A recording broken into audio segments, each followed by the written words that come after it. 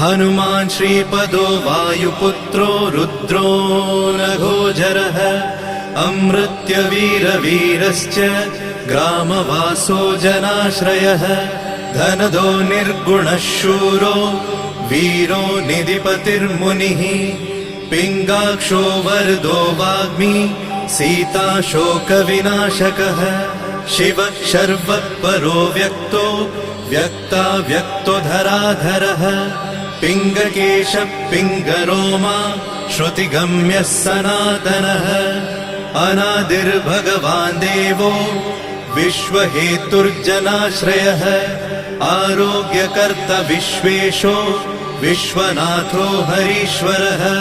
भर्गो रामो रामभक्तः कल्याणप्रकृतिस्थिरः विश्वम्भरो विश्वमूर्तिर्